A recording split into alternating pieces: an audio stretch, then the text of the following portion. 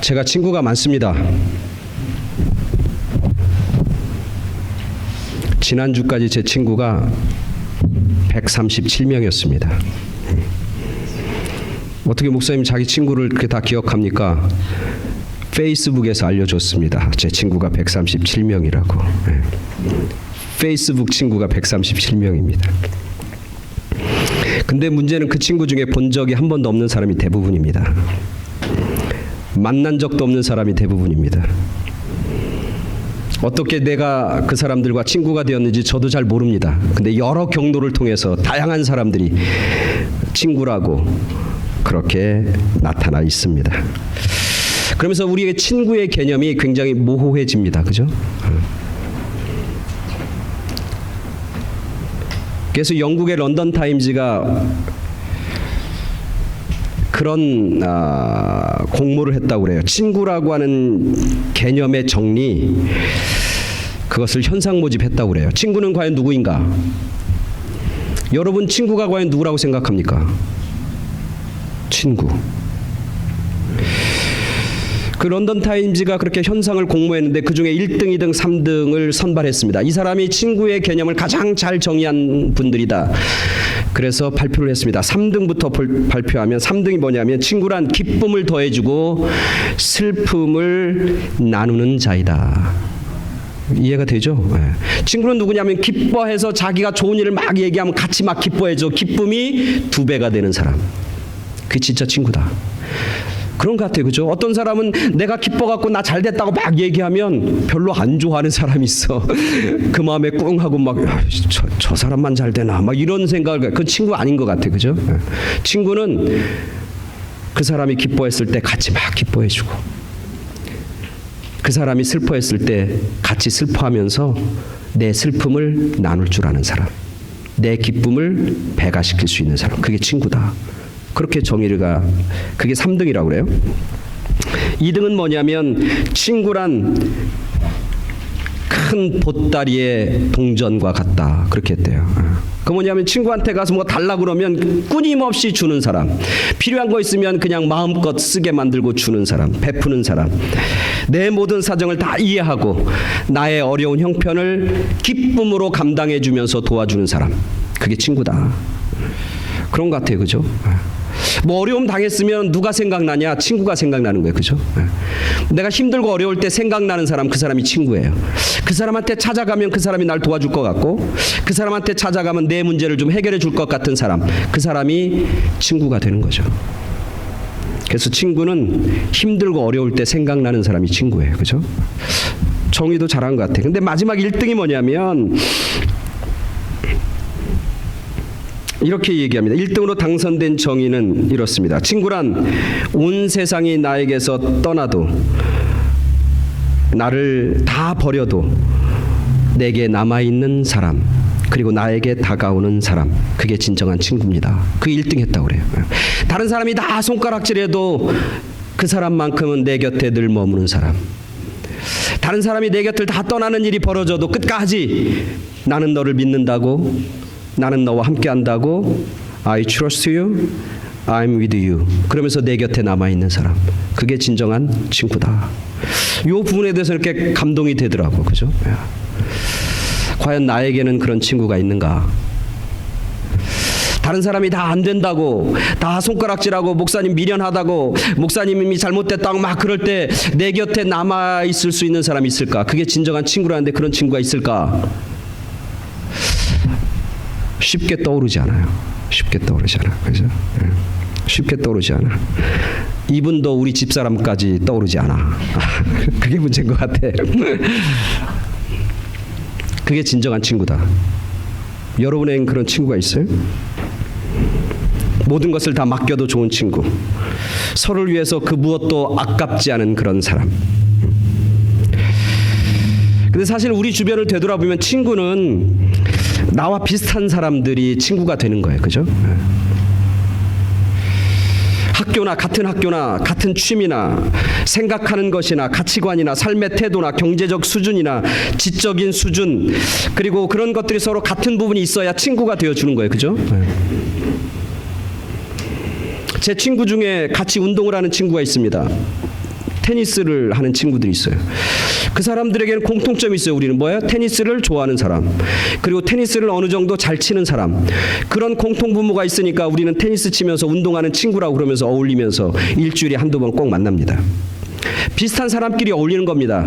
같이 좋아하는 것이 맞는 사람들끼리 어울리는 것, 그게 친구가 되는 것이죠. 근데 그렇지 않은 경우가 있어요. 오늘 성경에 보면 뭐라고 하냐면 예수님이 뭐라고 해요? 제자들에게 너희는 내 친구다. 이건 비단 제자들에게 하는 게 아니라 오늘 살고 있는 저와 여러분들에게 예수님이 하시는 말씀이에요. 예수님이 여러분들에게 뭐라고 하냐면 내가 너의 친구다.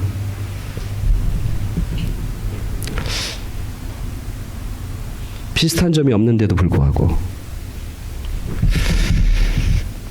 제 얘기를 하면 제가 미국에 1998년도에 와서 이제 저 켄터키에 있는 신학교에서 제가 공부를 하기 시작합니다. 처음 와서 막 공부할 때예요. 가난한 유학생이죠. 목사이긴 하지만 목회도 이제 안 하고 그냥 공부하는 겁니다. 영어가 될 리도 없습니다. 미국 사람들의 입장에서 보면 제3세계 국가, 아시아 국가에서 영어도 잘 못하면서 와서 공부하겠다고 눈이 멀게 갖고 다니는 그런 아주 초라한 아시안 중에 하나일 거예요. 그죠? 그래서 그렇게 공부를 막 하고 있으면 막 공부도 안 되고 스트레스 받고 늘 인상 쓰고 다니고 막 그럴 때예요. 그렇게 한 학기쯤 지났을 때인데 한 학기 한 1년쯤 지났을 때죠. 근데 한국에서 누가 왔냐면 제가 이제 소속돼 있는 교단이 감리교인데 한국의 감리교 중에 가장 큰 교회 중에 하나인 광림교회라는 데가 있어요. 서울 신사동에 있는 광림교회. 그 교회의 그 당시 담임 목사님이었던 김선도 목사님이 학교에 방문했어요. 제가 다닌 학교가 그분이 이제 그 이사로 있는 학교였어요. 그래서 김선도 목사님이 방문했고 또 제가 그 학교 들어갈 때 그분이 나를 추천했기 때문에 내가 인사를 드리러 방문을 했어요. 만났어요. 학교에서. 그랬더니 학교에서 그분이 같이 식사하자고 그래서 식사를 저를 데리고 갔는데 어디를 갔냐면 우리 학교 총장님 앉아있는 그 메인 테이블에 저를 데리고 갔어요. 그래서 그때 이제 맥시 더남이라고 하는 아주 훌륭한 목사님이었는데 그분이 총장이었어요. 아주 훌륭한 사람입니다. 지금은 은퇴하고 로컬에서 목회를 하는데 지금 미국 UMC 유나이티드 메소디스트 처치가 지금 동성애 때문에 흔들리고 있는데 그 동성애로 가지 않도록 마지막 버팀목이 되고 말린 사람이 누구냐면 이 맥시 더남이라는 사람이에요. 이분이 그렇게 파워가 있는 리더십을 가지고 있어요. 이 사람 한 사람이 UMC가 동성애로 가는데 못 가게 만든 그 결정적 역할을 하는 사람이 맥시 더남이라는 사람이에요. 그 당시에도 모든 학생들에게 존경을 받는 사람이었어요. 그래서 맥시 더남이라고 하는 총장님과 김선동 목사님하고 같이 모여서 이제 식사를 잘 하는데 이 맥시 더남이라고 하는 총장님이 갑자기 나를 이제 쳐다보니 내 어깨를 툭툭 치는 거예요. 그러면서 그 사람이 뭐라고 하면 나한테 그러는 거예요. 두 마디를 하는 거예요. He is a man. 딱 그러는 거예요. 이 친구 남자야 하는 거예요. 그 당시는 그 영어가 무슨 의미인지 몰랐어. 아니 내가 그럼 남자지 뭐 내가 여잔가 뭐 이렇게 생각했는데 이 친구가 진짜 남자야. 소위 말하면 이 친구가 대장부야 뭐 이런 뜻이겠지. 그 다음 말 He's my best friend. 이러는 거야. 나 몇 번 만나지도 못했어. 그냥 맨날 가서 힘들면 가서 얘기하고 뭐 도와달라고 그러고 이런 얘기 몇 번 했는데 나를 딱 보면서 He's my friend. 근데 갑자기 가슴에서 이렇게 감정이 확 이분이 나를 친구로 생각하네. 나는 아무것도 없는데 공부도 못하고 영어도 못하고 뭐 아무것도 가진 것도 없고 그런데 나를 친구라고 딱 해주는 거예요. 근데 그 이후로 진짜 나를 친구로 대접해 주는 거예요. 제가 거기서 교회를 이제 새로 개척하면서 예배 드릴 장소가 없었을 때 그 에지벨이라고 하는 신학교에 아주 멋진 채플을 저한테 그냥 빌려주는 거야. 너 목회하길 원하냐? 너가 예배할 수 있도록 내가 내 학교 장소를 빌려주겠다. 그래서 멋있는 채플을 빌려주는 거예요.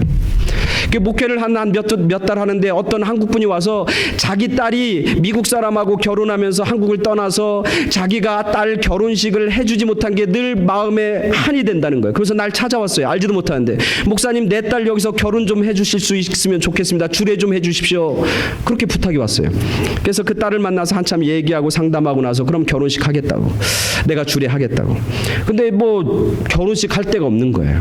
그래서 이 맥시 더남이라는 저를 친구라고 했으니까 찾아가고 내가 이렇게 우리 교인 중에 결혼하길 원하는데 결혼식 할 수 있는 장소를 빌려달라고. 그러니까 멋있는 체프를 그냥 또 빌려주는 거예요. 너 거기서 마음껏 네가 쓰고 싶은 대로 쓰라고.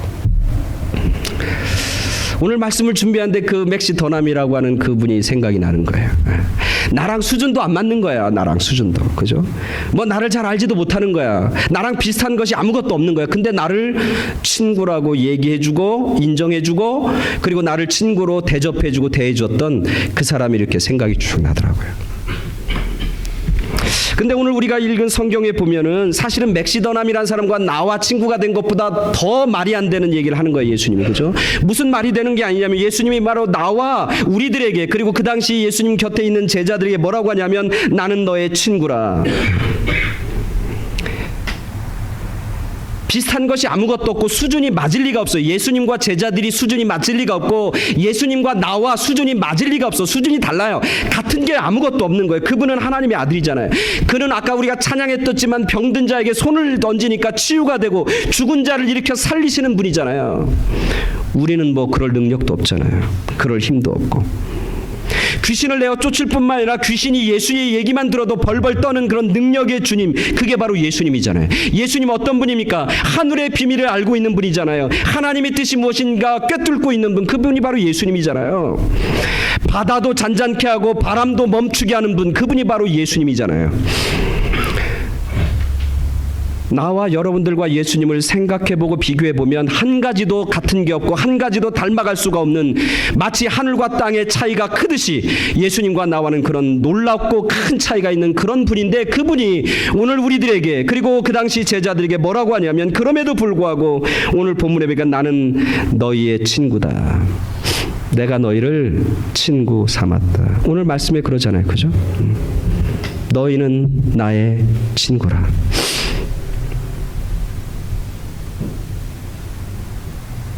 험한 세상과 외로움 가운데 살아가는 오늘 우리들에게 주님이 주시는 놀라운 메시지입니다.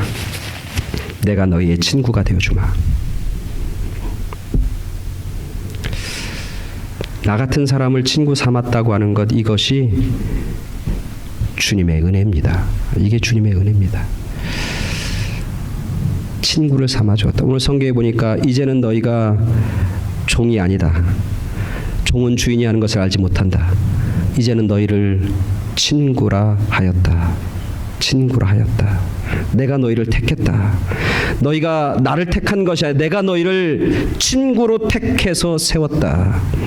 그렇게 말씀하고 계신 것이죠. 사실 한국 문화와 우리 이스라엘의 문화가 비슷한 구석이 있어요, 사실. 그죠?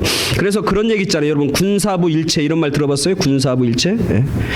임금과 신하 종, 그리고 스승과 제자, 그리고 부모와 아들은 똑같다, 이런 얘기예요. 똑같다는 거냐면 관계가 똑같다는 거. 무슨 관계예요? 주인과 종의 관계. 그죠? 그런 관계인 거예요. 그래서 임금과 스승과 부모들은 우리가 섬기고 따라하고 무릎 꿇어야 할 그런 관계라고 하는 거예요. 이스라엘도 마찬가지. 그래서 스승과 제자는 친구가 될 수 있어요, 없어요? 없어요. 임금과 종과 임금과 신하들이 친구가 되어줄 수 있어, 없어요? 없어요. 말이 안 되는 거죠. 근데 오늘 본문에서, 오늘 아까 읽었던 본문 15절 우리 다 같이 한번 읽어볼까요? 놀라운 말씀이다. 조금 긴데 우리 한번 다 같이 시작. 이제부터는 너희를 종이라 하지 아니하니 종인 주인이 하는 것을 알지 못함이라. 너희를 친구라 하였노니 내가 내 아버지를 들은 것을 다 너희에게 알게 하였음이라. 그러니까 그전에는 무슨 관계였다는 거예요? 예수님과 제자의 관계가 뭐야? 주인과 종의 관계였다는 거예요. 오늘 우리들이 예수님과 종의 관계였는데 지금 오늘 이 말씀을 통해서 이제는 예수님이 나와 무슨 관계라고, 종의 관계가 아니라, 종과 주인의 관계가 아니라 예수님이 나의 친구의 관계로 나를 인정해 주시고 그렇게 높이 세워 주셨다. 주님이 여러분을 택해서 친구 삼아 주신 그런 은혜가 이미 여러분 가운데 있는 줄 믿습니다. 그 믿음 가지고 우리가 살아가야 되는 것이죠. 오늘 우리 예배드리는 우리 이 말씀을 우리가 묵상하는 오늘 우리들에게 이런 주님의 은혜가 우리 모두에게 임하길 간절히 축원합니다. 나를 친구 삼아 주신 주님께서 나를 친구로 부르시고 택하여 주셨다.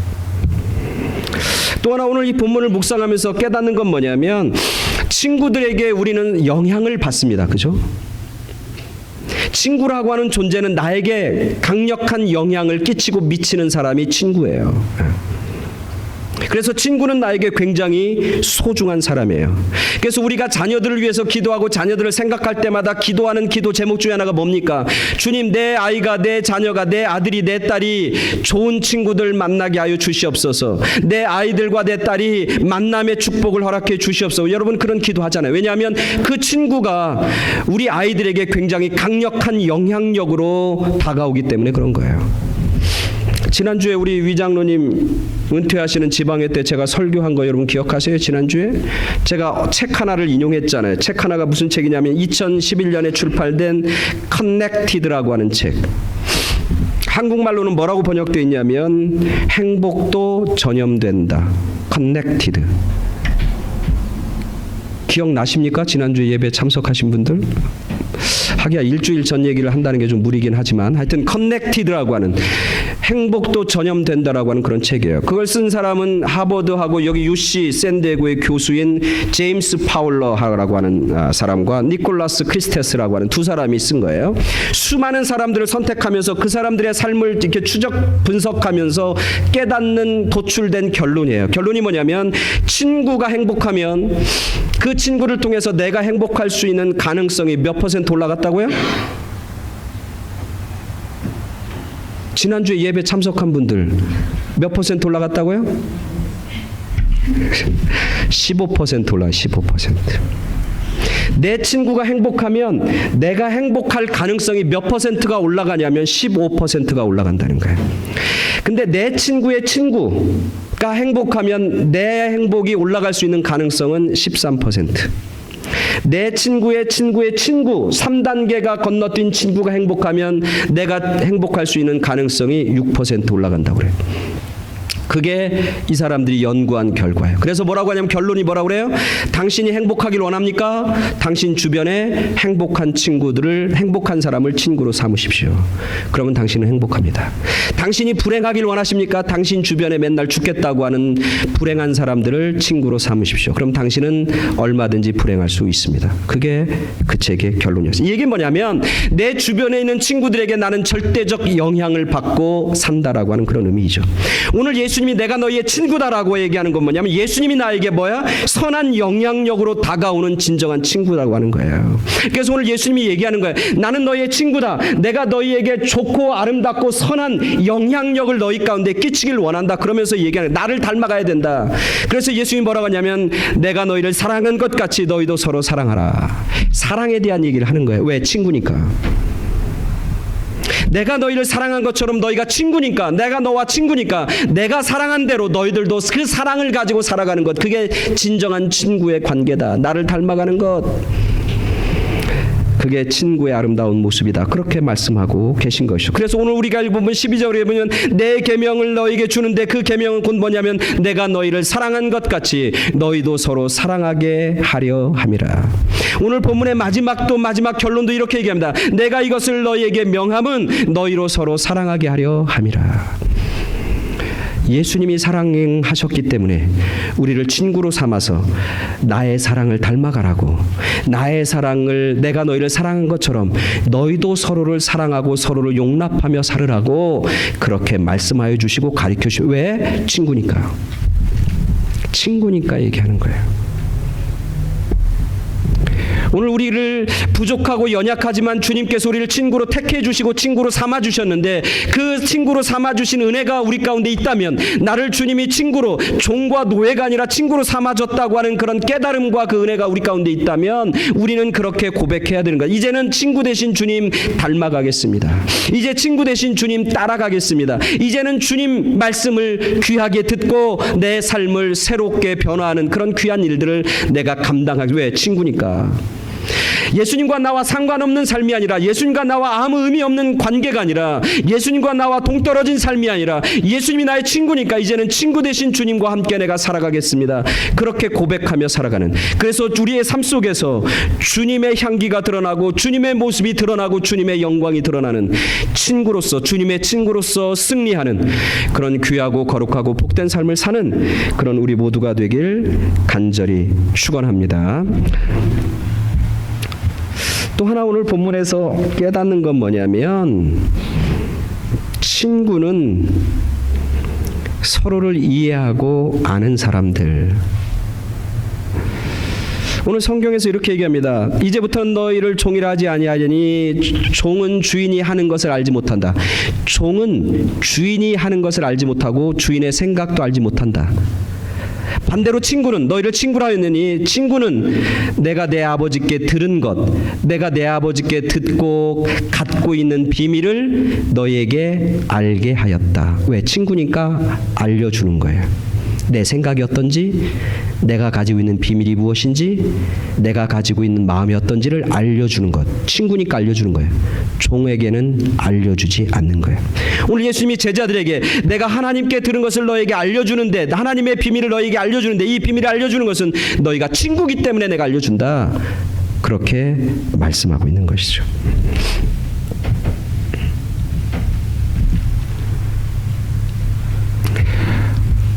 폴 트루니에라고 하는, 폴 트루니에라고 하는 아주 유명한 상담학자가 있죠.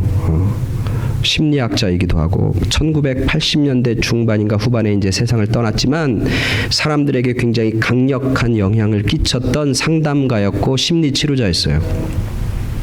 폴 트루니에. 이 사람이 쓴 책들 중에 그런 이론이 나와요. 뭐냐면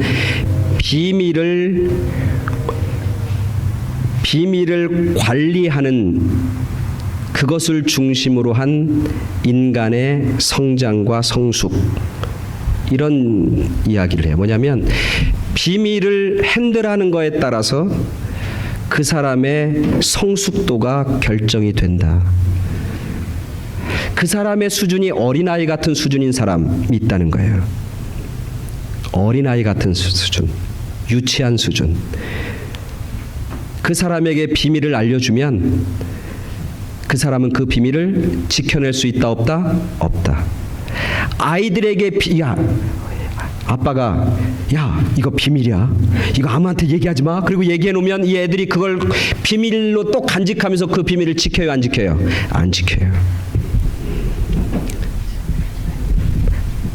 하지 말라는 소리까지 해. 이게 비밀이라고 얘기했다는 것까지 해. 다 알려주는 거예요. 왜? 아이들이 어리고 유치하기 때문에 그래요. 근데 아이들만 그런 게 아니라 우리들의 삶도 그렇다는 거예요. 어떤 사람에게 비밀을 알려주면 그 비밀을 지켜내고 그 비밀을 간수하는 사람이 있고, 그렇지 못한 사람이다. 그렇지 못한 사람을 유아기, 어린아이의 단계다, 그렇게 얘기합니다. 두 번째 단계는 뭐냐면 성숙하는 단계, 성장기야, 성장기.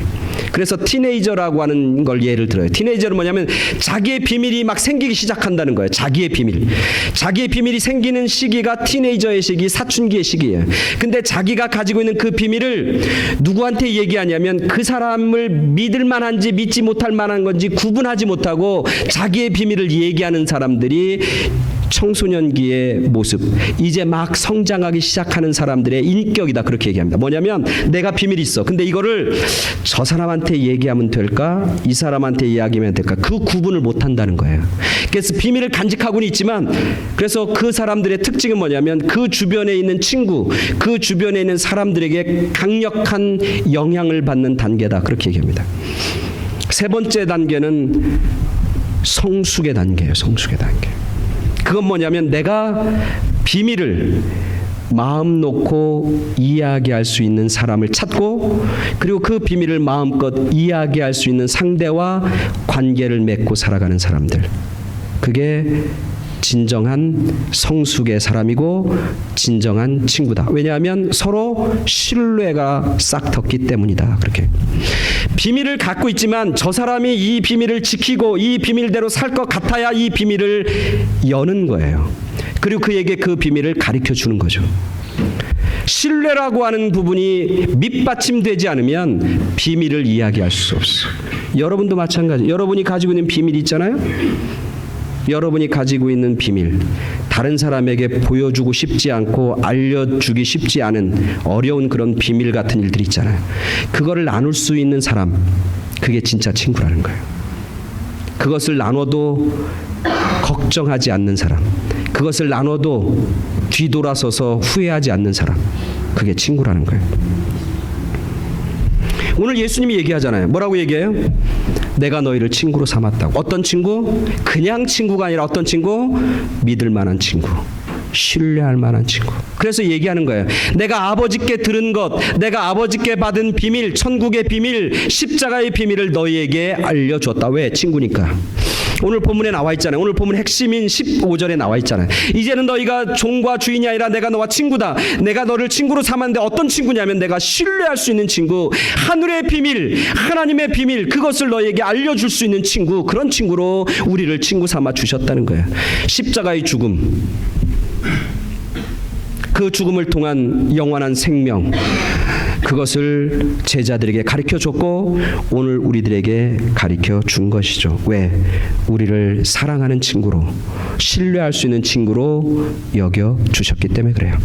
우리가 읽은 요한복음 오늘 15장은 사실 요한복음 14장부터 15, 16, 17장까지 예수님이 돌아가시기 전에, 십자가에 지기 전에 제자들에게 했던 마지막 유언가도 같은 말씀이에요. 마지막 예수님이 제자들에게 마지막 이 말씀을 놔두고 그리고 십자가를 지고 돌아가신단 말이에요.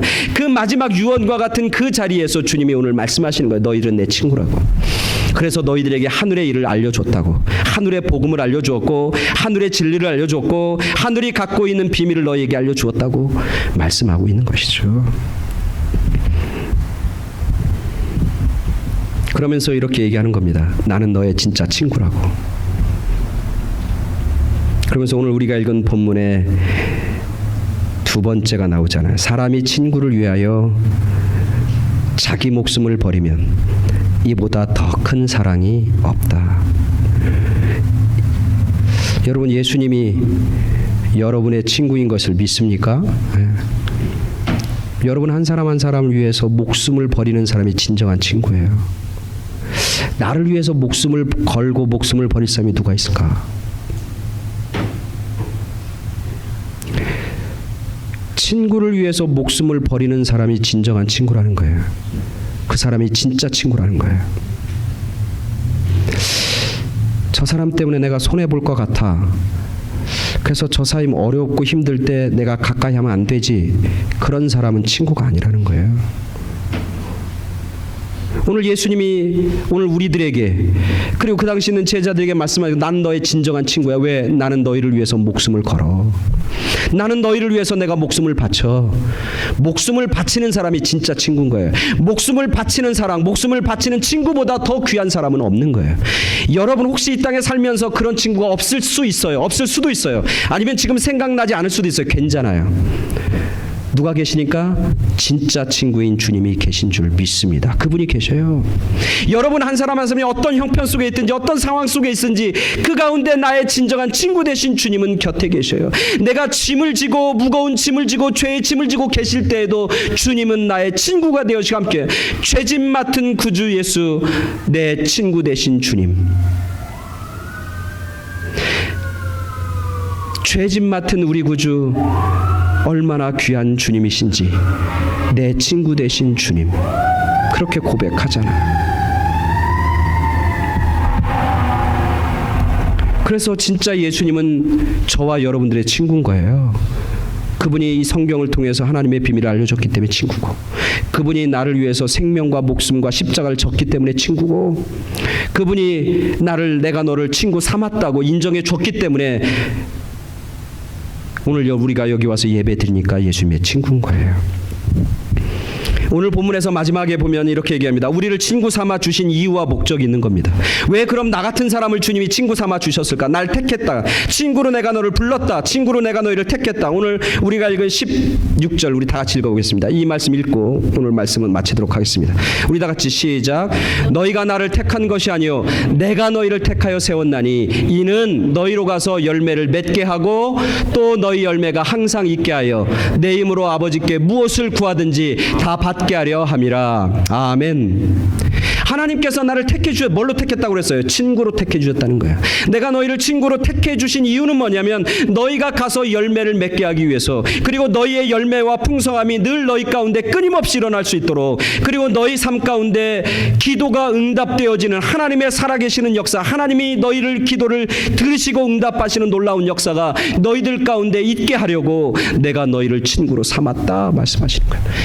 주님이 날 친구로 삼은 것은 나를 삼아서 나에게 무슨 억지로 무슨 일을 맡기려고 무슨 짐을 져주려고 나를 살살 친구로 꼬셔갖고 예수님의 무슨 힘들고 어려운 일을 시키기 위해서 나를 친구 삼은 게 아니라 하나님께서 주님께서 나를 친구 삼아준 이유와 목적이 뭐냐면 나의 삶 가운데 뭐가 있게 하기 위해서? 열매가 있기 위해서, 내 삶을 풍성하게 하기 위해서, 내 삶을 축복하기 위해서, 열매 맺는 삶으로 계속해서 살아갈 수 있도록 하기 위해서. 우리가 힘들고 어려울 때마다 하나님 앞에 기도할 때마다 그 기도가 응답받는 역사와 기적과 체험하기 위해서, 그것을 체험하고 그것을 경험하기 위해서 내가 너를 친구 삼았다. 너를 축복하기 위해서 친구 삼았다. 너희의 삶을 풍성케 하고 열매 맺기 위해서, 그 열매가 끊이지 않고 계속해서 이루어지도록, 열매가 항상 너희 삶 가운데 넘치게 하기 위해서 내가 너희를 친구 삼았다. 그렇게 말씀하시고 약속하고 계신 것이죠. 우리를 친구 삼아 주신 주님의 은혜, 그 은혜를 깨닫고 이제는 주님이 정말 나의 진정한 친구라고 우리가 고백하며 살아가는 그런 우리 모두가 되길 간절히 소원합니다. 그래서 친구에게, 주님의 친구에게, 주님께서 친구에게 허락해 주시는 열매, 풍성함, 주님의 친구에게 주님께서 허락해 주시는 그 기도의 응답, 주님께서 친구에게 허락해 주시는 모든 문제를 짊어지시고 해결해 주시는 진정한 친구, 그 주님의 친구 되신 주님의 그런 능력과 기적과 축복과 풍성함이 오늘 우리들에게, 우리들의 가정과 우리들의 일하는 삶의 자리자리마다 차고 넘치게 되길 간절히 축원합니다. 아멘.